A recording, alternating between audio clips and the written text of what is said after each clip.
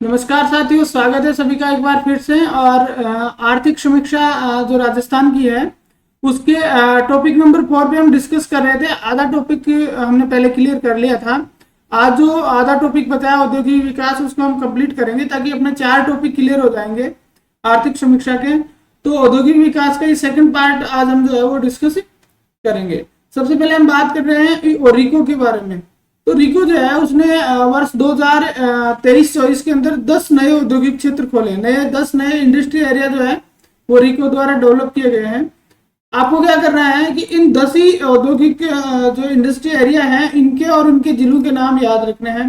तो हम देखते हैं कहाँ पे। तो सबसे पहले ओसिया जोधपुर में खोला गया है, दूसरा उमरिया झालावाड़ में खोला गया है, तीसरा राजस नागौर में है और चौथा है कुंज बिहारीपुरा जयपुर। 4 तो याद रखने हैं, ओसिया जोधपुर, उमरिया झालावाड़, राजस नागौर और कुंज बिहारीपुरा जयपुर में। ठीक है। इसके बाद में 2 जो है वो पाली में खोले गए हैं, नाडोल और वरकाना। नाडोल और वरकाना। इसके साथ साथ 2 खोले गए हैं उदयपुर में, माल का टूस और मालवा का चौरा। माल से शुरू हो रहे हैं, दोनों के दोनों कहाँ गए? उदयपुर में। 2 बच गए, एक धर्मपुरा बाड़मेर और एक नैनवा बूंदी। तो ये जो 10 नाम है ना, ये 10 के 10 नाम हमें अच्छी तरह से याद होने चाहिए। ठीक है। ओसिया जोधपुर, उमरिया झालावाड़, राजस नागौर, कुंज बिहारीपुरा जयपुर, नाडोल पाली, वरकाना पाली, धर्मपुरा बाड़मेर, नैनवा बूंदी, मालका टूस जयपुर और मालवा का चौरा उदयपुर। तो इस तरह से अपने को जो है वो सारे के सारे नाम क्या होने चाहिए? याद होने चाहिए। अगर सारे नाम अपने को याद नहीं रहते हैं ना तो फिर दिक्कत हो सकती है। ठीक है। अगला हम आगे बात करेंगे रिको के जो पार्क हैं उनके बारे में। विशेष जो पार्क रिको ने बनाए हैं उनके बारे में अगर हम बात करें तो रिको के पार्क में सबसे पहले medtech medical devices park. Medtech medical devices park ये बोरानाडा जोधपुर में है। मेडटेक यहाँ पर मेडिकल डिवाइसेज बनती हैं, तो मेडटेक मेडिकल डिवाइसेज पार्क कहाँ है? बोरानाडा जोधपुर में। इसके बाद में इंटीग्रेटेड रिसोर्स रिकवरी पार्क, जहाँ पे क्या होता है इंटीग्रेटेड रिसोर्स रिकवरी पार्क जो है उसके अंदर क्या होता है, इसमें जो वेस्ट जो होता है उससे अच्छी चीजें बनाना, वेस्ट को रिसाइकिल करने का काम किया जाता है। ठीक है। कचरे को रिसाइकिल करने का काम किया जाता है। तो ये जमवा रामगढ़ है का जयपुर में, जिसका जो धोलाई औद्योगिक क्षेत्र है, धोलाई इंडस्ट्री एरिया है, उसके अंदर इन्होंने इंटीग्रेटेड रिसर्च रिकवरी पार्क बनाया है। ठीक है। उसके बाद में रिको जो है उसने 4 फूड पार्क बना रखे हैं, 4 फूड पार्क बना रखे हैं। तो इनको आप जो है वो याद रखते हैं KAGJ, कागज। कागज के नाम से याद रख सकते हैं। कागज के नाम से आप इनकी एग्रो फूड पार्क याद रखेंगे। K4 हो गया कोटा, G4 हो गया A4 हो गया अलवर, G4 हो गया गंगानगर और J4 हो गया जोधपुर। जोधपुर में है बोरानाडा। ठीक है। तो 4 है कोटा, अलवर, गंगानगर और बोरानाडा। कागज याद रखिए, कागज में KAGJ। ठीक है। उससे आपको याद आ जाएगा कि ये क्या है, ये रिको के एग्रो फूड पार्क है। रिको के एग्रो फूड पार्क है। इसके साथ साथ रिको जो है उसने एक कृषि एवं खाद्य प्रसंस्करण क्षेत्र बनाया। वो कहाँ पे बनाया? तिवरी में। जोधपुर में तिवरी है, उसमें कृषि एवं खाद्य प्रसंस्करण क्षेत्र, agriculture and food processing area जो है इन्होंने बनाया है। 33 हेक्टेयर क्षेत्र को इसमें उन्होंने शामिल किया गया है। इसके अलावा अगर हम दूसरा देखें तो sports goods and toy zone, जहां पर स्पोर्ट्स का सामान और बच्चों के खिलौने का जो जोन है, खिलौने का सामान जहां मिलता है वो है खुसखेड़ा भिवाड़ी। दोनों कहाँ पे हैं? अलवर। खुसखेड़ा और भिवाड़ी में इन्हें sports goods and toy zone बनाया है। फिर अगर जापानी जोन की बात करें तो निमराना और गिलोट जो दोनों अलवर में है, यहाँ पे इन्होंने जो है वो जापानी जोन बनाया है और यहाँ पे जापानी जो कंपनी है वो अपने इंडस्ट्री लगाकर कारोबार कर रही है। इसके अलावा स्पेशल इकोनॉमिक सेज बनाए इन्होंने। रिको जो है उसने 2 सेज बनाए हैं। पहला बनाया उन्होंने सीतापुरा जयपुर में। सीतापुरा जयपुर में 2 सेज बनाए गए और दोनों जेम्स और ज्वेलरी पर आधारित थे। किस पे? जेम्स और ज्वेलरी से रिलेटेड थे। अब इनको मल्टी प्रोडक्ट कर दिया गया। अब ये जब स्टार्ट में इनको लगाया गया था तब इनको लगाया गया था जेम्स और ज्वेलरी के लिए, लेकिन अब यहाँ पे बहुत बाद मल्टी प्रोडक्ट जोन हो गया। ठीक है। इसके साथ साथ इसने क्या किया, एक महिंद्रा वर्ल्ड सिटी बनाई है। महिंद्रा वर्ल्ड सिटी जो सीतापुरा जयपुर में ही बनाई गई है। ये किस किस के द्वारा बनाई? रिको और महिंद्रा जो ग्रुप है दोनों के द्वारा बनाई गई है और इसको भी मल्टी प्रोडक्ट जोन है, बहु उत्पाद जोन ये है। तो एक बार अगर अपन शॉर्ट में इन सारी चीजों की बात करें तो हम ये कह सकते हैं कि रिको के द्वारा जो फूड पार्क बनाए गए हैं वो क्या है उनकी स्थिति। तो सबसे पहले तो शॉर्ट में लिखेंगे medtech, medtech medical devices park. सबसे पहले हमने बात करी कि मेडटेक मेडिकल डिवाइसेज पार्क, ये कहां पे बनाया है रिको ने, बोरानाडा जोधपुर।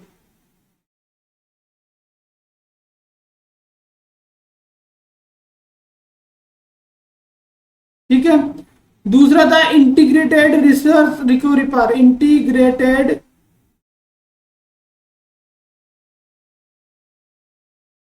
रिसोर्स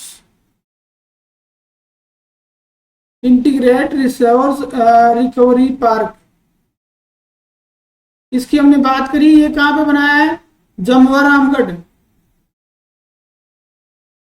इसमें क्या होता है, जो वेस्ट है, जो कचरा है, उसको रिसाइकिल किया जाता है। ठीक है। इसके बाद में तीसरा था स्पोर्ट्स, स्पोर्ट्स गुड्स और टॉय जोन। स्पोर्ट्स गुड्स और टॉय जोन कहां बनाया गया, कुसखेड़ा और भिवाड़ी, कुसखेड़ा और भिवाड़ी दोनों जगह ये बनाए गए हैं। ठीक है। उसके बाद में अगर अपन आगे बात करें तो एग्रो फूड पार्क बनाए, एग्रो फूड पार्क बनाए किसने, रिको ने। तो इसके लिए हमने एक ट्रिक निकाली थी, कागज KAGJ। ठीक है। तो पहला तो कहां बना, कोटा, दूसरा कहां बना, अलवर, तीसरा गंगानगर, ठीक है, और चौथा कहां बना, जोधपुर। जोधपुर में जगह वही है, बोरानाडा। ठीक है। तो आपको ये याद रखना है कि ये एग्रो फूड पार्क हो गए और ये तीन स्पेशल जो पार्क है ना ये हो गए, ये सबसे ज्यादा इंपॉर्टेंट है, ये सबसे ज्यादा इंपॉर्टेंट है। इसके अलावा अगर अपन आगे बात और करें तो एक जो है इसने जापानी जोन बनाया रिको के द्वारा, एक क्या बनाया गया, जापानी जोन। ये कहां बनाया गया, निमराना, निमराना और गिलोट। ये कहां पे हैं दोनों के दोनों, ये दोनों के दोनों हैं अलवर में, निमराना और गिलोट में जापानी जोन बनाया गया। इसके बाद में अगर हम बात करें सेज की, special economic zone, special economic zone जो है दो बनाए इन्होंने, एक बनाया सीतापुरा में, दो पार्क बनाए। पहले सीतापुरा जयपुर में जो है वो दो बनाए थे और दोनों किसके लिए थे, ज्वेलरी के लिए थे। दोनों किसके लिए थे, ज्वेलरी के लिए थे। लेकिन अब इनको क्या कर दिया, बहु उत्पाद जोन कर दिया। अब वर्तमान में क्या है, ये मल्टी प्रोडक्ट जोन है। ठीक है। उसके बाद में अगर हम बात करें तो महिंद्रा वर्ल्ड सिटी बनाई इन्होंने, ये भी कहां पे है, जयपुर में है, महिंद्रा वर्ल्ड सिटी। ये जो वर्ल्ड सिटी बनाई ये भी एक तरह का क्या बोलते हैं, स्पेशल इकोनॉमिक जोन ही है। और जैसे ये मल्टी प्रोडक्ट है, जैसे ये भी क्या है, बहु उत्पाद जोन है। ये जो महिंद्रा वर्ल्ड सिटी बनाई गई ये रिको और महिंद्रा ग्रुप दोनों ने मिलकर बनाई, रिको और महिंद्रा ग्रुप दोनों ने मिलकर बनाई। तो ये जो है ना वो रिको के द्वारा जो पार्क डेवलप किए गए वो शॉर्ट में अपने हो गए। ठीक है। अगर आप इतना याद रख लेंगे तो बहुत है, काफी है, इससे ज्यादा रखने की जरूरत नहीं है। नेक्स्ट में हम चलते हैं रिको की अभिनव गतिविधियां, कि रिको ने अभी हाल ही में कुछ नए स्टेप्स लिए हैं। तो कुछ जगह उन्होंने अग्निशमन केंद्र खोले हैं, ये इतने मोस्ट नहीं है, फिर भी एक बार देख लो। केसवाना निमराना किस जगह खोला है, केसवाना निमराना, खैरथल अलवर, खारा बीकानेर, कलड़वास उदयपुर और रतनगढ़ चूरू। ठीक है। 5 जगह पे रिको ने जो है वो अपने में अग्निशमन केंद्र खोले हैं। ये इतना मोस्ट तो नहीं है, लेकिन ये आपको जरूर याद रखना, जेम्स बोर, जेम्स बोर बहुत मोस्ट चीज है, क्योंकि ये नया इवेंट है और इसको जो है ना वो ये पूछा जा सकता है कि रिको ने जेम्स बोर्स कहाँ खोला है। तो सीतापुरा जयपुर में 43,828 वर्ग मीटर भूमि जो है, 43,828 वर्ग मीटर जमीन पे जो है इन्होंने जेम्स बोर्स स्थापित किया। अभी जेम्स बोर्स इसका नाम ही है, तो ये किस लिए स्थापित किया गया है, जेम्स और ज्वेलरी जो है ना उसके प्रमोशन के लिए, मतलब हीरे जवाहरात की जो वर्ग होता है उसकी प्रमोशन के लिए उन्होंने जेम्स बोर्स स्थापित किया। इसके अलावा इंडिया स्टोन मार्ट का आयोजन हुआ, मार्च है 12वां इंडिया स्टोन मार्ट था, 1 से 4 फरवरी 2024 को हुआ। और ये जो आयोजन हुआ वो जयपुर में किया गया, सीडोस और फिक्की के द्वारा, सीडोस, आपको नाम याद रखना है, सीडोस और फिक्की के द्वारा जो है इसका आयोजन किया गया। ठीक है, अगला है अपना राजसिको। राजसिको जो है इसकी स्थापना की अगर हम बात करें तो इसकी जो स्थापना है वो 3 जून 1961 को हुई। 3 जून 1961 को हुई। पहली चीज ये क्या करते हैं कि राजसिको द्वारा जो है वो इनलैंड कंटेनर डिपो बनाए गए, जिनको शुष्क बंदरगाह कहते हैं। निर्यात को और आयात निर्यात जो है ना एक्जिम, उसको बढ़ावा देने के लिए और लोगों को सुविधा प्रदान करने के लिए इनलैंड कंटेनर डिपो इन्होंने बनाए हैं। तो ये इनलैंड कंटेनर डिपो 3 है, जयपुर, जोधपुर और भीलवाड़ा। 3 आपको याद रखना है कि राजसिको के इनलैंड कंटेनर डिपो या शुष्क बंदरगाह कितने हैं, तो ये 3 बंदरगाह हैं। इसमें से एक बंदरगाह जो है ना, कौन सा, भीलवाड़ा वाला, वो वर्तमान में क्या है, बंद है। भीलवाड़ा वाला जो है वो वर्तमान में बंद है, बाकी जो है वो दोनों चालू है। तो जयपुर, जोधपुर और भीलवाड़ा। ठीक है, इसके साथ साथ हवाई मार्ग से लोगों को जो है वो एक्जिम की आयात निर्यात की सुविधा देने के लिए एयर कार्गो कॉम्प्लेक्स बनाया गया। एयर कार्गो कॉम्प्लेक्स बनाया गया कहाँ पे, सांगानेर, जयपुर के अंदर जो है वो एयर कार्गो कॉम्प्लेक्स बनाया है, जहाँ पे हवाई मार्ग के माध्यम से लोगों को जो है आयात निर्यात की सुविधा प्रदान की जाती है। अब देखिए बजट अगर 22-23 की हम बात करें, सॉरी 23-24 की अगर हम बात करें, बजट 2023-24 जो है उसके अंदर एक उदयपुर में भी एयर कार्गो कॉम्प्लेक्स स्थापित करने की बात हुई है। कहां पे, उदयपुर में। क्या स्थापित किया जाएगा, जैसा सांगानेर में है वैसा ही एयर कार्गो कॉम्प्लेक्स कहां पे स्थापित किया जाएगा, उदयपुर में किया जाएगा। बजट 2023-24 में इसकी घोषणा की गई है, लेकिन वर्तमान में ये किया है। इसके साथ साथ जो राजसिको है उसकी वितरण केंद्र है राजस्थली नाम से, जहाँ पे अनेक प्रकार के जो हैंडीक्राफ्ट के आइटम वगैरह हैं। कहाँ पे, जयपुर, उदयपुर, दिल्ली और कोलकाता में। 4 जगह पे जो है ना राजस्थली नाम से इनकी दुकान है। ये पूछा जाता है कि राजसिको के वितरण केंद्र का नाम क्या है, तो इसका नाम है राजस्थली। और ये कहाँ पे है, जयपुर, दिल्ली, उदयपुर और कोलकाता, 4 जगह पे है, जहाँ पे ये अलग अलग प्रकार की सामग्री जो है वह हस्तशिल्प से संबंधित सामग्री भी जिसमें शामिल होती है उसका वितरण किया जाता है, उसको बेचा जाता है। नेक्स्ट में है युवा उद्यमिता प्रोत्साहन योजना। ये देखिए ये बहुत पुरानी स्कीम है लेकिन वर्तमान में रनिंग में है और इसलिए इकोनॉमिक्स सर्वे में इसको दिया गया है। अगर युवा उद्यमिता प्रोत्साहन योजना की बात करें तो जो युवा वर्ग है उसमें उद्यम लगाने की भावना को प्रोत्साहित करने के लिए ये योजना लाई गई है। ठीक है, ये योजना 2013-14 में लाई गई थी।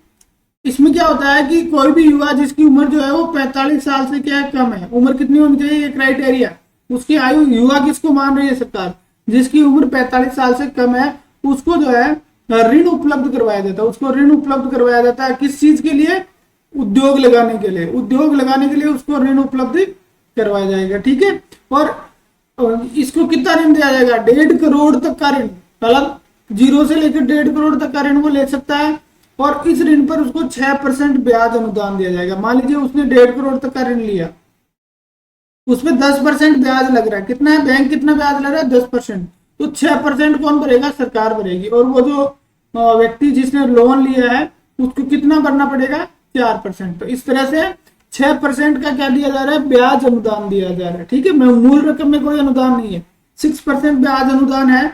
और सरकार ने 1000 इकाइयों को, इस योजना के तहत 1000 इकाइयों को लोनिंग करने के लिए अपना लक्ष्य निर्धारित किया है। ठीक है, तो ये थी युवा उद्यमिता प्रोत्साहन योजना। अगला देखो डीएमआईसी। डीएमआईसी को हम समझते हैं। ठीक है, डीएमआईसी को हम अलग से समझेंगे।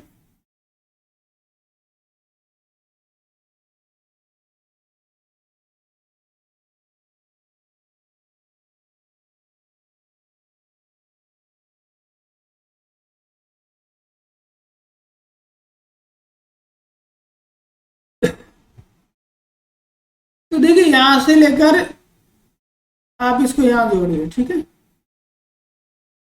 ये है अपना दादिया, सॉरी दादरी, दादरी यूपी में है। और ये है अपना जवाहरलाल नेहरू पोर्ट, जो कहां पे है, महाराष्ट्र में, मुंबई में। ठीक है, जवाहरलाल नेहरू पोर्ट मुंबई में। यहां से लेकर यहां तक क्या है कि डीएफसी बनाया जाएगा। क्या बनाया जाएगा, क्योंकि राजस्थान का नक्शा सही नहीं बना अपना, राजस्थान भी इसके अंदर से गुजरेगा, राजस्थान के। डी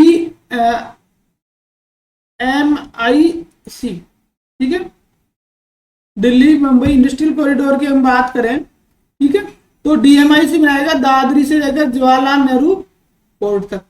तो दादरी से यहाँ से यूपी से शुरू हुआ, जवाहरलाल नेहरू पोर्ट तक ये जाएगा। अब ये जो है डीएमआईसी है, इसकी जो कुल लंबाई है वो 1504 किलोमीटर है। इसकी कुल लंबाई कितनी है? 1504 किलोमीटर। आपको ध्यान रखना है ये जो राजस्थान के इसकी लंबाई है, ये 1504 का 38% राजस्थान में लंबाई है। 1504 का कितना है? 38% राजस्थान में लंबाई है। तो ये तो हो गया Delhi Mumbai industrial corridor, DMIC, Delhi Mumbai industrial corridor की कहां से होगा? दादरी से स्टार्ट होगा, जवाहरलाल नेहरू पोर्ट मुंबई तक जाएगा ये। और इसमें जो है ना, इसमें क्या होगा, इसकी लंबाई 1504 किलोमीटर है, जिसमें से 38% हिस्सा जो कहां से गुजरेगा? राजस्थान से गुजरेगा। ये तो हो गया डीएमआईसी। अब हम बात करेंगे डीएफसी, डीएफसी जिसको हम बोलते हैं dedicated freight corridor, dedicated freight corridor, ठीक है, डीआईसी डेडिकेटेड फ्रेट। तो जो डीएमआईसी बनेगा राजस्थान में से जाएगा, डीएमआईसी, हम राजस्थान की बात करेंगे अब,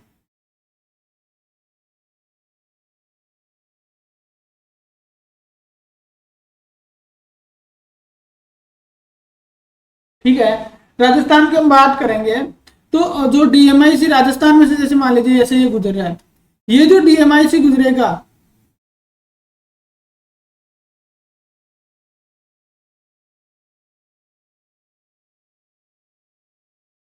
इसको मिटाओ, इसको यहां मत लो, तो यहां ये जो डीएमआईसी गुजरेगा, इस डीएमआईसी के अंदर क्या है? ये तो क्या है, डीएमआईसी का हिस्सा जो 38% कहां से गुजर रहा है? राजस्थान से होकर गुजर रहा है। इस डीएमआईसी के 150 किलोमीटर इधर, 150 किलोमीटर और 150 किलोमीटर इधर का जो क्षेत्र है, इस पूरे क्षेत्र को सरकार जो है वो डेडिकेटेड फ्रेट कॉरिडोर के नाम से विकसित की जाएगी। आपको ध्यान रखना है, डीएमआईसी के 150 किलोमीटर दोनों तरफ का क्षेत्र, इधर वाला भी और यहां से यहां तक का ये जो पूरा क्षेत्र है, इसको सरकार डीएफसी डेडिकेटेड फ्रेट कॉरिडोर के नाम से विकसित करेगी। और यहाँ पे अलग अलग रीको बनाए जाएंगे, इंडस्ट्री एरिया बनाए जाएंगे, अलग अलग चीजें, अलग अलग कंपनियां लगाने का प्रयास किया जाएगा, ठीक है। तो ये जो स्कीम है डीएफसी, इसके तहत शुरुआत में इसका जो प्रथम चरण है, प्रथम चरण के अंदर दो चीजें सरकार के द्वारा की जा रही है, ठीक है। ये जो 150 किलोमीटर का एरिया है, इसमें दो चीजें सरकार के द्वारा की जा रही है। कौन कौन सी चीज की जा रही है? पहली चीज जो सरकार है वो क्या लगाएगी? KBNIR,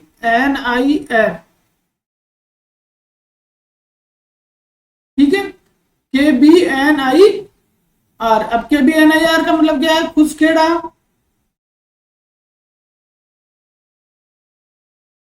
भिवाड़ी निवेश क्षेत्र। एक तो ये बनाया जाएगा खुसखेड़ा भिवाड़ी निवेश क्षेत्र बनाया जाएगा। 165 वर्ग किलोमीटर का जो क्षेत्र है इसके अंदर शामिल होगा और अलवर जिले के 43 गांवों को मिलाकर बनाया जाएगा। अलवर जिले के कितने गांव इसमें शामिल हो गए? 43 गांवों को मिलाकर इसको बनाया जाएगा। तो जो पहला चरण होगा इसका, पहले चरण के अंदर दो वो बनाए जाएंगे, उसमें एक होगा खुसखेड़ा KBNIR, खुसखेड़ा भिवाड़ी अलवर, ठीक है, खुसखेड़ा भिवाड़ी निवेश क्षेत्र बनाया जाएगा 165 वर्ग किलोमीटर का, और उसमें 43 गांव जो है वो अलवर जिले के शामिल किए जाएंगे। अगर अपन दूसरे की बात करें तो दूसरा बनाया जाएगा अपना, दूसरा अगर हम बात करें तो पाली जिले में बनेगा जोधपुर पाली, जोधपुर पाली औद्योगिक क्षेत्र, जोधपुर पाली औद्योगिक क्षेत्र। देखिए ये तो आई है, ये तो इंडस्ट्री एरिया है, ठीक है, और वो क्या है? निवेश क्षेत्र है, ठीक है, KBNIR निवेश रीजन, और ये इंडस्ट्री एरिया। तो जोधपुर पाली औद्योगिक क्षेत्र बनाया जाएगा। ये जो बनेगा वो 154 वर्ग किलोमीटर में बनेगा, 154 वर्ग किलोमीटर में बनेगा, और इसमें 9 गांव शामिल होंगे। कितने गांव शामिल होंगे? 9। और ये जो 9 ही गांव होंगे वो कौन से जिले के होंगे? पाली जिले के होंगे। कहां के होंगे? पाली जिले के होंगे। सरकार ने ये बनाने के लिए 12 अक्टूबर 2020 को, 12 अक्टूबर 2020 को सरकार ने एक प्राधिकरण का गठन किया है, जोधपुर पाली औद्योगिक क्षेत्र प्राधिकरण, जोधपुर पाली औद्योगिक क्षेत्र प्राधिकरण का सरकार ने क्या किया है, गठन किया है। तो कुल मिलाकर बात यह है कि हमें ये याद रखना है कि जो डीएमआईसी होगा वो डीएमआईसी दादरी यूपी से स्टार्ट होगा और जवाहरलाल नेहरू पोर्ट तक जाएगा। यहां से यहां तक इसका जो पूरा क्षेत्र है वो 1504 किलोमीटर है, जिसमें से 38% राजस्थान में से होगा। अब सरकार क्या कर रही है कि जो 38% राजस्थान में से गुजर रहा है, इस 38% के 150 किलोमीटर इधर पूर्व में और 150 किलोमीटर पश्चिम में जो क्षेत्र है उसको औद्योगिक क्षेत्र के रूप में डेवलप कर रही है, जिसको डीएफसी नाम दिया गया। क्या नाम दिया गया? DFC, dedicated freight corridor. यहाँ पे अलग अलग औद्योगिक क्षेत्र विकसित किए जाएंगे, निवेश क्षेत्र विकसित किए जाएंगे, कंपनियां लगाई जाएंगी, ठीक है, ताकि औद्योगिक विकास को बढ़ावा दिया जा सके। और इसके जो प्रथम चरण है, उसके प्रथम चरण में दो चीजें बनेंगी, एक KBNIR बनेगा, यानी कुसखेड़ा भिवाड़ी निवेश क्षेत्र। क्या बनेगा? कुसखेड़ा भिवाड़ी निवेश क्षेत्र, जो 165 वर्ग किलोमीटर में होगा और अलवर जिले के 43 गांवों को शामिल इसमें किया जाएगा। इसी तरह से अगर हम सेकंड की बात करें तो जोधपुर पाली औद्योगिक क्षेत्र बनेगा। क्या बनेगा? जोधपुर पाली औद्योगिक क्षेत्र, जिसको जो 154 वर्ग किलोमीटर में होगा और 9 गांव जो है ना इस क्षेत्र के इसमें शामिल किए जाएंगे। तो ये 9 ही गांव कहाँ के होंगे? पाली के। जोधपुर का सिर्फ नाम है, जोधपुर का एरिया इसमें शामिल नहीं होगा, ठीक है। 12 अक्टूबर 2020 को इसकी स्थापना के लिए और इसके डेवलपमेंट के लिए जो है जोधपुर पाली औद्योगिक क्षेत्र प्राधिकरण का गठन जो है वो सरकार के द्वारा कर दिया गया। अब ये तो हो गया अपना रिको और RFC, DMIC सब हो गया। अब अपन बात कर लेते हैं राजस्थान में खनन की। तो देखो, खनन के मामले में अगर हम बात करें राजस्थान की, तो राजस्थान में 81 प्रकार के खनिज जो है उनके भंडार है। 81 प्रकार के खनिजों का भंडार है, लेकिन खनन 58 प्रकार का ही होता है। ये जो स्लाइड है ना, इसको आप अच्छी तरह से याद रखना। इसमें से क्वेश्चन पुटअप एक बार हो चुका है, शायद मेरे हिसाब से 2021 की प्री में इसमें क्वेश्चन आया था। 2021 का जो प्री था उसमें से ये क्वेश्चन आया था कि एकमात्र उत्पादक किस किस का है, ठीक है। तो अगर अपन बात करें खनन की, तो 81 प्रकार के भंडार हैं यहाँ पे खनिजों, 81 प्रकार के खनिजों के भंडार हैं, लेकिन 58 प्रकार का उत्खनन हो रहा है, ठीक है।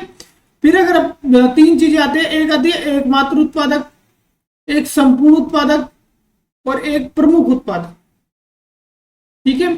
एकमात्र उत्पादक की बात करें तो 3 चीजें याद रखना आप। एकमात्र उत्पादक में 3 खनिज याद रखना। सबसे पहला है अपना सीसा जस्ता। सीसा जस्ता जो अयस्क है, सीसा जस्ता अयस्क जो है कहां पे निकलता है? जावर में, ठीक है। जो सीसा जस्ता अयस्क है वो सबसे महत्वपूर्ण है, सिर्फ राजस्थान में एकमात्र उत्पादक है। दूसरा सेलेनाइट और तीसरा वोलेस्टोनाइट। सीसा जस्ता, सेलेनाइट और वोलेस्टोनाइट, ये 3 ऐसे क्या है जिनका एकमात्र उत्पादक है राजस्थान, ठीक है। संपूर्ण उत्पादन की अगर बात करें तो ये भी 3 खनिज ऐसे हैं जिनका संपूर्ण उत्पादन राजस्थान द्वारा किया जाता है। कैल्साइट, चांदी और जिप्सम। कैल्साइट, चांदी और जिप्सम, ठीक है। प्रमुख उत्पादक की बात करें तो मेनली यहाँ पे जैसे बाल क्ले है, फायर क्ले है, फास्फोराइट है, ओकर, स्टेटाइट और फेल्सपार, ये जो है वो मुख्य रूप से यहाँ पे उत्पादन किए जाते हैं। तो ये तो नहीं पूछा जाएगा, लेकिन आप एकमात्र और संपूर्ण को याद रखें। एकमात्र पूछा जा चुका है, एकमात्र उत्पादक पहले पूछे जा चुके हैं, तो हो सकता है संपूर्ण उत्पादक पे ज्यादा फोकस रहे। अगर ये पूछा जाए कि पत्थर के हिसाब से अगर हम देखें तो संगमरमर, सैंडस्टोन और ग्रेनाइट, ये 3 प्रकार के पत्थर ऐसे हैं जिनके उत्पादन में राजस्थान जो है वो देश में प्रथम है। जिनके उत्पादन में राजस्थान देश में प्रथम है, राजस्थान देश में प्रथम। अब हम बात करते हैं DMFT। अब DMFT की बात करो, देखो DMFT क्या है? District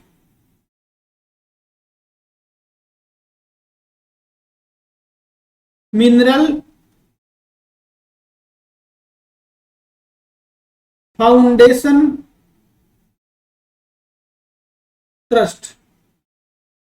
district mineral foundation trust. देखिए DMFT क्या करता है कि जो खनन जो होता है उस खनन में से कुछ परसेंट जो है वो DMFT में बना किया जाता है। 2016 में DMFT रूल्स लागू किए गए। 2016 में उसके तहत ये बनाया गया, एक फंड बनाया गया, एक ट्रस्ट बनाया गया जो प्रत्येक जिला लेवल पे होता है। जिलाधीश जो जिसको कहते हैं, जिला कलेक्टर जो है उनकी अध्यक्षता में उनके अंदर उनके पास ये फंडिंग होती है। तो इसमें क्या होता है कि जो खनन से प्रभावित जो लोग होते हैं, खनन से प्रभावित जो लोग होते हैं उन लोगों की सहायता के लिए, अनेक प्रकार के सामुदायिक कार्य करवाने के लिए उस फंड का उपयोग किया जाता है। तो प्रत्येक जो जिला होता है उसमें डीएमएफटी है वो बनाया हुआ है। तो जिले में जो खनिज उत्पादन हो रहा है उस हिसाब से उसमें रेवेन्यू जमा होता है, और उस रेवेन्यू का प्रयोग जो है वो किसमें किया जाता है, तो लोगों की हेल्प के लिए, जो खनन से प्रभावित हो रहे हैं उनकी सहायता के लिए, उनके वहाँ सामुदायिक कार्य जैसे सड़कें बना दी, भवन बना दिए, शिक्षा को बढ़ावा देना है, पेयजल है, इसके अलावा लाइट, स्ट्रीट लाइट है, इस तरह की सुविधाएं वहां पर पैदा करने के लिए जो है वो डीएमएफटी का यूज किया जाता है। अगली है RSMML, Rajasthan state minerals and mines limited.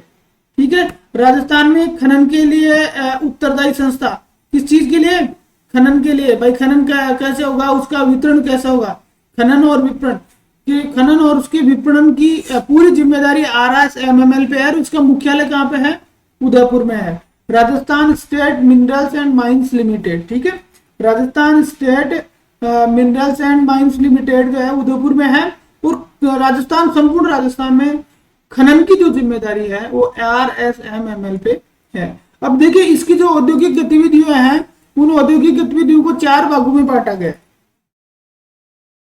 औद्योगिक गतिविधियों को 4 भागों में बांटा गया है। ठीक है, अब वो 4 भागों को SBU एंड PC कहते हैं, SBU and PC। SBU and PC का मतलब होता है strategic business unit and profit centre. SBU and PC का मतलब होता है strategic business unit and profit centre. तो अलग अलग के लिए है, जैसे SBU PC रॉक फॉस्फेट के लिए कहां पे स्टार्ट की गई है, जामर कोटड़ा। अब आपको पता है जामर कोटड़ा कहां पे, उदयपुर में। SBU PC रॉक फॉस्फेट, देखो प्रश्न भी इसी तरह से आएगा, SBU PC rock phosphate, SBU PC limestone, SBU PC gypsum, SBU PC lignite. तो चारों कहाँ है, ये अलग अलग में क्वेश्चन आएगा। ठीक है, SBU PC जिप्सम की अगर हम बात करें तो जिप्सम कहाँ स्थापित की गई है, बीकानेर में। SBU PC लाइमस्टोन की बात करें तो जोधपुर में, और लिग्नाइट की बात करें तो जयपुर में। ठीक है, तो अगर हम इसको देखें एक बार फिर से शॉर्ट में, तो RSMML state minerals and mines limited जो है वो, इसकी स्थापना, इसका जो मुख्यालय वो कहाँ पे है, उदयपुर में है। और इसका कार्य क्या है, इसके कार्य की अगर हम बात करें तो इसका कार्य क्या है, खनन और विपणन। कि राजस्थान में जो खनिज है उनके खनन और विपणन के लिए सर्वोच्च संस्था जो है ये है, खनन और विपणन का क्या कार्य करती है। इसकी जो भी गतिविधियां हैं उनको 4 पार्ट में डिवाइड किया है, जिसको क्या कहते हैं, SBU एंड PC कहते हैं, SBU एंड PC कहते हैं। तो पहली तो कौन सी है, रॉक फॉस्फेट।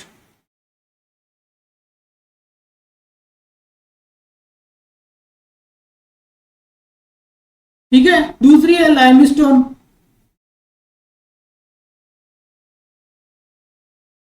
एक है जिप्सम, और एक है लिग्नाइट।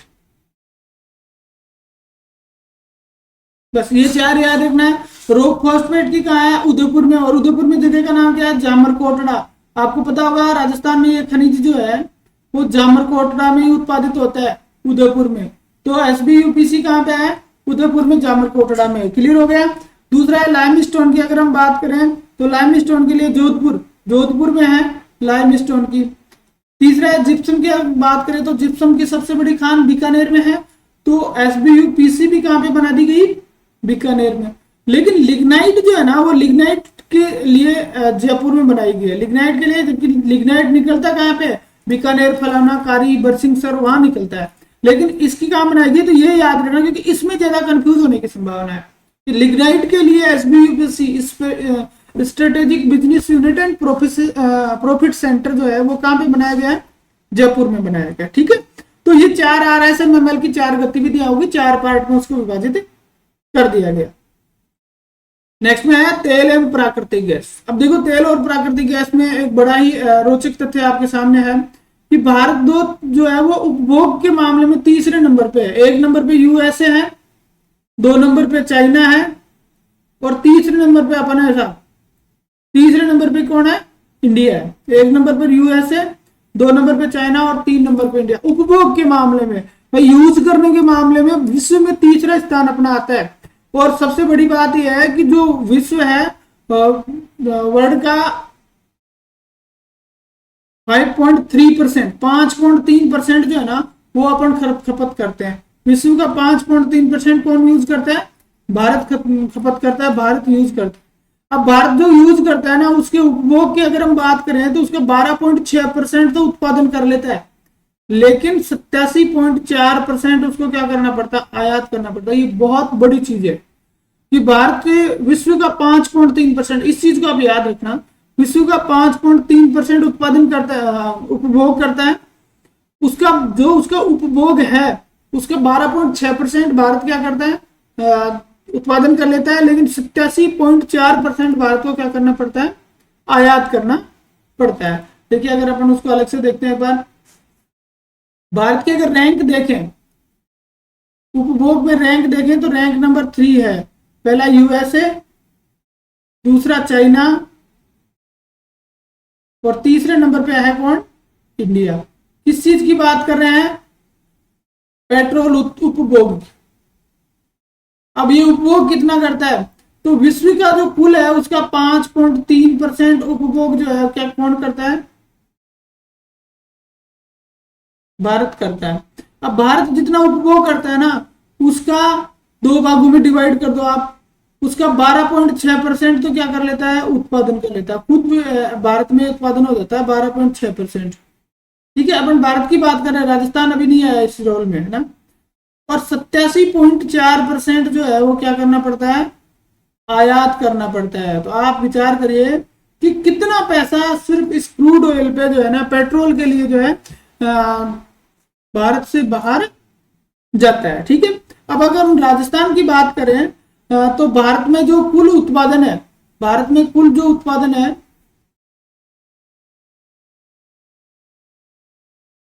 भारत का जो कुल उत्पादन है वो है अपना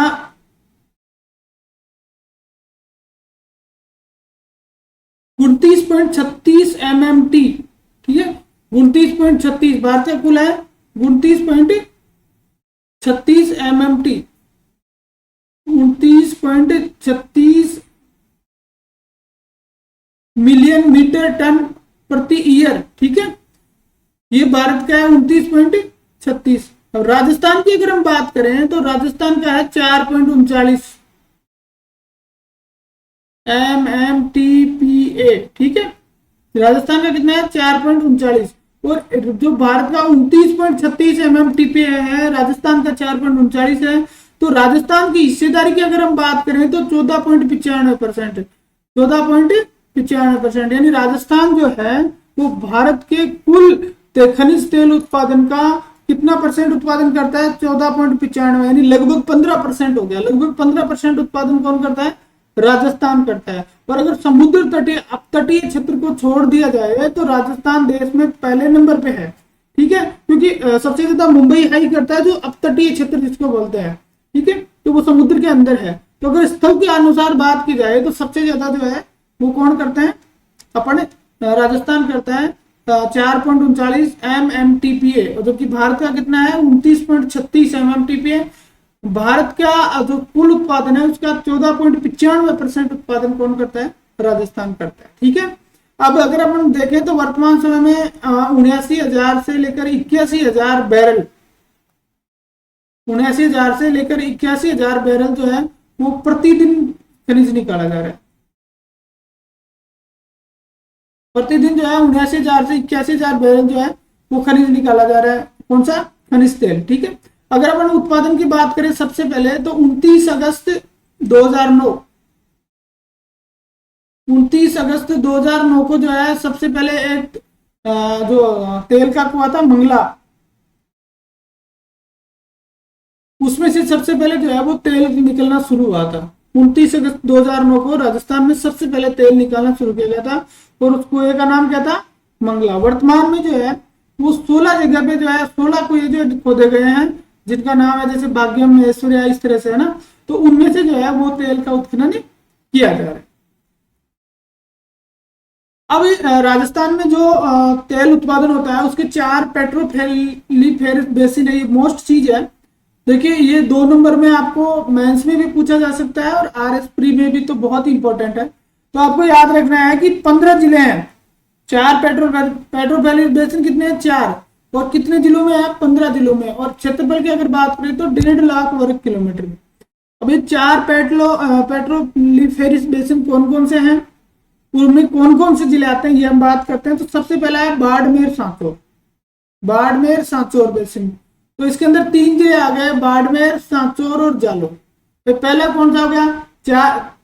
4 बेसिन, 15 जिले और 1.5 लाख वर्ग किलोमीटर। तो पहला बाड़मेर सांचौर बेसिन है। बाड़मेर सांचौर बेसिन में कौन सा आ गया? बाड़मेर, सांचौर और जालौर 3 जिले आ गए, ठीक है। दूसरा अगर बात करें तो जैसलमेर बेसिन। सबसे बड़ी बात है कि जैसलमेर बेसिन जो है उसमें अकेला ही जैसलमेर है, अकेला ही कौन है?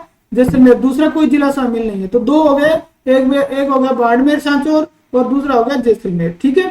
तीसरा है बीकानेर नागौर बेसिन, तीसरा है बीकानेर नागौर बेसिन। अब देखिए बीकानेर नागौर बेसिन जो है उसमें बीकानेर आता है, नागौर आती है, गंगानगर आता है, हनुमानगढ़ आता है और चूरू आती है। तो 5 जिले इसके अंदर शामिल है, बीकानेर, नागौर, गंगानगर, हनुमानगढ़ और चूरू। ये 5 जिले किसमें आते हैं? बीकानेर नागौर बेसिन में। तो 3 बेसिन हो गए अपने। चौथे बेसिन की अगर हम बात करें तो विंध्यन बेसिन, ये कोटा बूंदी का जो क्षेत्र है उसकी उधर आ गया। ये तो तीनों है अपने डिजर्ट वाले, रेगिस्तान वाले बेसिन हो गए, और ये आ गया कोटा बूंदी बारा वाला जो क्षेत्र है ना उधर। तो वहां पे 4 हाड़ौती के जिले आप ले लो, कोटा, बूंदी, बारा और झालावाड़, ये जिले पूरे इसके अंदर शामिल है। इसके अलावा भीलवाड़ा और चित्तौड़गढ़ का कुछ क्षेत्र इसमें शामिल है, ये पूरे जिले शामिल नहीं है। लेकिन ये जो जिले हैं इनका जो हाड़ौती से लगता हुआ जो क्षेत्र है, इन जिलों का जो हाड़ौती से लगता हुआ क्षेत्र है वो इसमें शामिल है, ठीक है। तो 4 बेसिन हो गए। पहला कौन सा हुआ? बाड़मेर सांचौर बेसिन, ठीक है। दूसरा हुआ जैसलमेर बेसिन, तीसरा नागौर बीकानेर बेसिन और चौथा होगा विंध्यन बेसिन। आपको याद रखना है 4 बेसिन, 15 जिले और 1.5 लाख वर्ग किलोमीटर जो क्षेत्र है उसमें क्या निकाला जाता है? पेट्रोल निकाला जाता है। उत्पादन की हमने बात कर ली कि 29 अगस्त 2009 को सबसे पहले मंगला में उत्पादन हुआ, और वर्तमान में 16 क्षेत्र ऐसे हैं जहां पे क्रूड ऑयल का उत्पादन किया जा रहा है, जिनके नाम अगर हम बात करें तो उनके नाम है भाग्यम, ऐश्वर्या, सरस्वती, रागेश्वरी, कामेश्वरी, इस तरह से, ठीक है। 79,000 से 81,000 बैरल प्रतिदिन जो है वो इसमें उत्पादन किया जा रहा है। तो ये जो है वो राजस्थान में मेन जो क्रूड ऑयल का जो उत्पादन होता है उसके लिए अपन अगर इससे रिलेटेड अपने 10 मार्क्स का क्वेश्चन भी आता है तो हमें फिर ये पेट्रोलिफेरिस बेसिन, ये सारी डिटेल्स अगर अपन वहां लिखते हैं ना तो 7 से 8 नंबर की संभावनाएं बन जाती है। अगला हम बात करें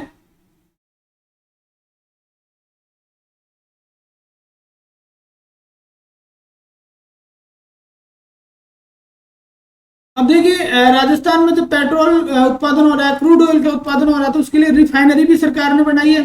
तो रिफाइनरी है वो एचपीसीएल और राजस्थान सरकार। सबसे पहले ध्यान रखना है कि ये जो रिफाइनरी है इसमें एचपीसीएल अनुपात राजस्थान सरकार दोनों ने मिलकर बनाई है। तो एचपीसीएल की 74% है और राजस्थान सरकार की 26% हिस्सेदारी इसमें। सबसे मेन चीज तो आप ये याद रखें, ठीक है। 74-26 का रेशियो इनका है। कहाँ पे लगाई गई है? तो पंचभद्रा पहले बाड़मेर में आता था, अब कौन से जिले में आता है? बालोतरा जिले में आता है, ठीक है। एक तो नई चीज ये बन गई साहब, बालोतरा जिले में आ गई, तो मोस्ट चीज बाड़मेर नहीं लिखे, बालोतरा लिखे। दूसरी है संशोधित लागत। पहले इसकी जो लागत थी वो 43,000 करोड़ के आसपास थी, ठीक है। अब इसकी लागत को संशोधित कर दिया गया। ये बहुत ही महत्वपूर्ण चीज होगी क्योंकि ये दोनों डेटा नए हैं। एक तो जिला तो सबको चलो याद है कि बालोतरा बन गया, तो कोई बात नहीं, ठीक है। लेकिन इसकी जो लागत को संशोधित किया गया है वो पहले 43,000 करोड़ थी, 43,000 करोड़ से इसको बढ़ाया और 72,937 करोड़ कर दिया गया। कितना कर दिया गया? 72,937 करोड़ हो गई। तो संशोधित लागत भी अब बदल गई। जो सबसे महत्वपूर्ण चीज है, अब ऋण इक्विटी की बात करें तो 2:1, 2:1 है, ठीक है। अब ये जो है, ये जो आपकी लग रही है रिफाइनरी, ये BS6 मानक की है। जो पेट्रोलियम के अलग अलग मानक होते हैं ना, तो BS6 मानक की जो कम से कम प्रदूषण करेगी, जो कम से कम प्रदूषण करेगी। और अगर इसकी क्षमता की हम बात करें, इसकी कैपेसिटी की हम बात करें तो 9 MMTP है। देखिए हमने बात करी कि राजस्थान में कितना उत्पादन होता है, 4.39 MMTP है, हमने अभी पीछे ही बात करी है। और अपनी जो रिफाइनरी है वो कितनी है? 9 MMTP, यानी राजस्थान से बाहर के क्रूड ऑयल को भी हम यहाँ पर रिफाइन करेंगे, ठीक है। तो राजस्थान में 4.39 होता है और यहाँ पे 9 MMTP की हमने क्षमता वाली रिफाइनरी स्थापित किया। और इसके साथ साथ यहाँ पे एक पेट्रोलिफेरस बेसिन, पेट्रोल कॉम्प्लेक्स भी जो है ना वो साथ में स्थापित किया गया है, जहां पे पेट्रोल से रिलेटेड अलग अलग चीजें बनेंगी। ठीक है, ये हो गई आपकी रिफाइनरी। नेक्स्ट में चले, निर्माण श्रमिक श्रम एवं कौशल विकास योजना। देखिए जो निर्माण श्रमिक होते हैं उनके लिए अलग अलग स्कीम्स जो है वो सरकार के द्वारा लाई गई है। तो जैसे उनके बच्चे हैं तो उन बच्चों के लिए अगर 6 के बाद में तो उनको छात्रवृत्ति मिलती है। दुर्घटना में उनको अलग अलग 5 लाख से लेकर 3 लाख तक रुपए मिलते हैं। विकलांगता में भी अगर आंशिक विकलांगता है तो 5,000 से 20,000, ये इतना कोई विशेष नहीं है।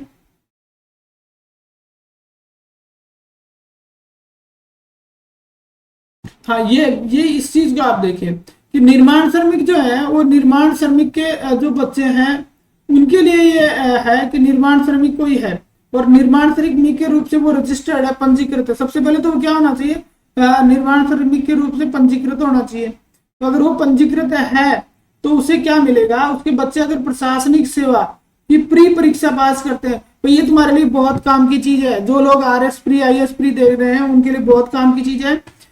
तो अगर IAS प्री पास करते हैं तो सरकार 1 लाख रुपए देती है। कितने लाख रुपए देती है, 1 लाख रुपए।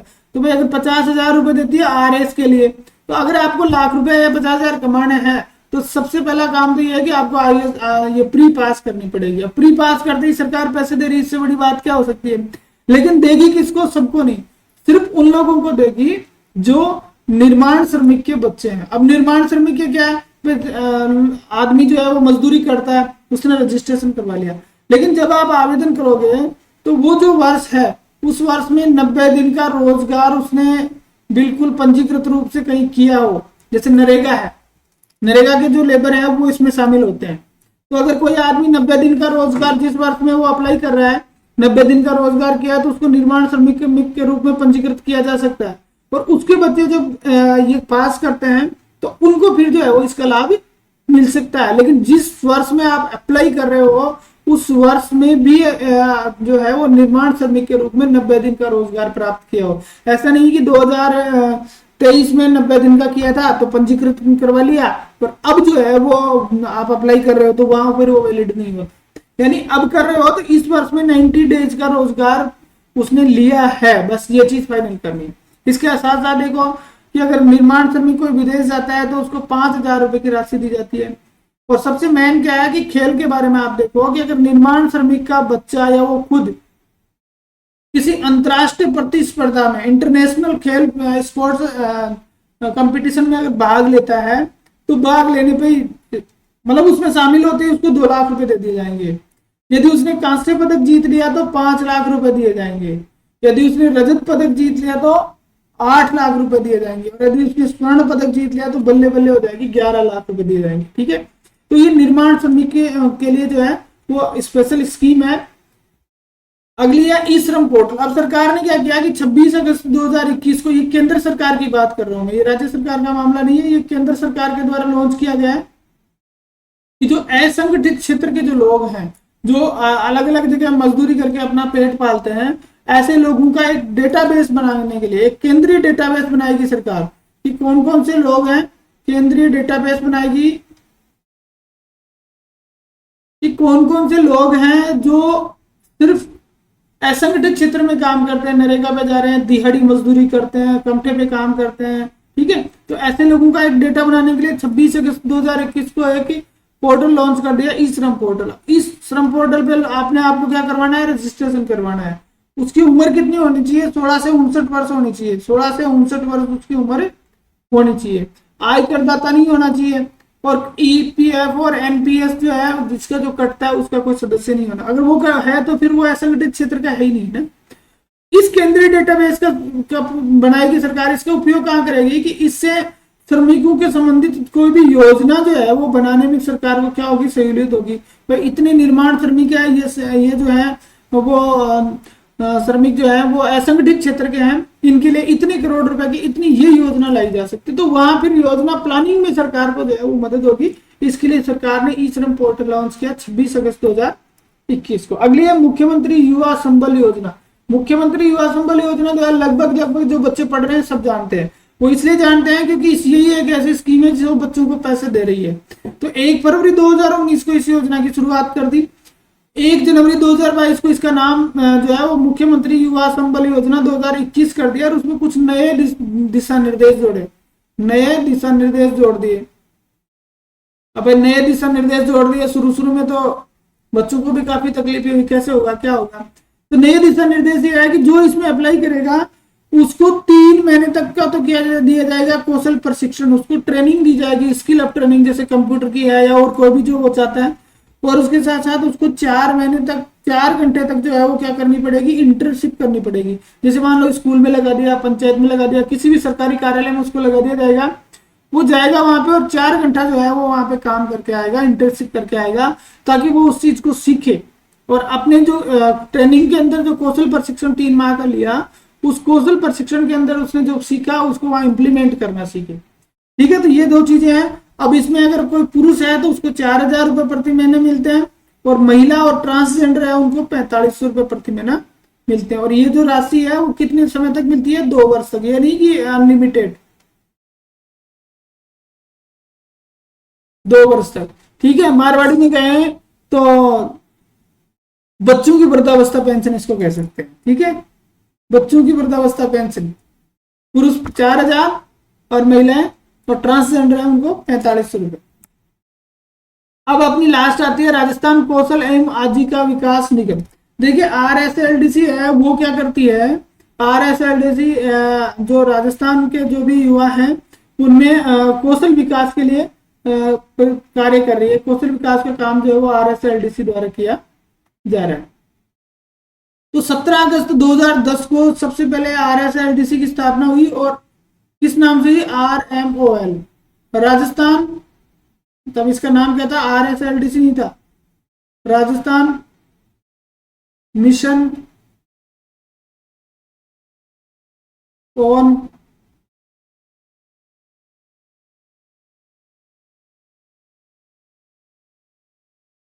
Livelihood, Rajasthan mission on livelihood के नाम से 17 अगस्त 2010 को इसकी स्थापना हो गई। अब इसके अंदर क्या था कि फिर मई 2021 में 2012 में सॉरी मई 2012 में इसका नाम बदल के इसको RSLDC कर दिया। ठीक है, पहले RMOL के नाम से स्थापित हुई, फिर इसको RSLDC कर दिया। अब इसके द्वारा कुछ स्कीमें चलाई जा रही हैं। RSLDC द्वारा कुछ स्कीम जो स्किल डेवलपमेंट से संबंधित स्कीम है, एक जैसे इसकी स्कीम है राजक्विक, ठीक है, दूसरी है सक्षम, तीसरी है समर्थ। राजक्विक जो स्कीम है, राजक्विक स्कीम में क्या है तो कि मांग आधारित क्या दिया जाता है, प्रशिक्षण। जैसे मान लीजिए कि कोई व्यक्ति है वो कंप्यूटर क्षेत्र में काम करना चाहता है, कंप्यूटर के क्षेत्र में काम कर रहा है तो उसको कंप्यूटर के ट्रेनिंग की जरूरत है, कंप्यूटर की ट्रेनिंग की जरूरत है, उसको मांग आधारित प्रशिक्षण दिया जाता है। क्या दिया जाता है, मांग आधारित प्रशिक्षण उसको प्रदान किया जाता है। भाई मुझे कंप्यूटर सीखना है तो कंप्यूटर की ट्रेनिंग उसको दी जाएगी। इसके लिए ये जो है वो RTD थ्योरी यूज करती है। कौन सी, RTD का मतलब होता है R फॉर रिक्रूट, फिर ट्रेन और फिर डिप्लॉय। सबसे पहले उसको रिक्रूट करते हैं, फिर उसको ट्रेनिंग देते हैं और फिर उसे काम दे दिया जाता है। तो ये जो है वो मांग आधारित प्रशिक्षण देते हैं। फिर है सक्षम योजना जो है, सक्षम योजना में क्या है कि जो युवा और जो महिला है, युवा और महिलाओं को जो है स्वरोजगार के लिए, स्वरोजगार विकसित करने के लिए, अपना खुद का रोजगार स्थापित करने के लिए RSLDC द्वारा क्या दिया जाता है, प्रशिक्षण दिया जाता है। RSLDC द्वारा क्या दिया जाता है, प्रशिक्षण। और तीसरी स्कीम है समर्थ योजना जो है, समर्थ योजना में क्या है, देखो समर्थ योजना में सीधी सी बात है कि जैसे कोई हम कह सकते हैं जैसे भीख मांगने वाले हैं, कोई बंद कैदी है, मतलब हादसे में स्थापित लोग जो बहुत ही गरीब है, निर्धन प्रवृत्ति के हैं, उनको जो क्या दिया जाता है, उनको प्रशिक्षण दिया जाता है, उनको ट्रेनिंग दी जाती है और कोशिश की जाती है कि ट्रेनिंग देके उनको इस जो जैसे भीख मांगना है, जो बंदी है, इस तरह की स्थिति से बाहर निकाल के उनको कोई रोजगार दे दिया जाए ताकि उनकी जीवन स्तर में सुधार आ सके। ठीक है, तो इस तरह से इनको जो है ये प्रदान किया जाता है। तो ये अपना जो है वो राजस्थान का जो आर्थिक सर्वेक्षण है इसका जो चौथा पार्ट जो था उसको हमने आज कंप्लीट कर लिया। पांचवा पार्ट जो है हम 1-2 दिन में वापस लेके आएंगे। तब तक के लिए थैंक यू।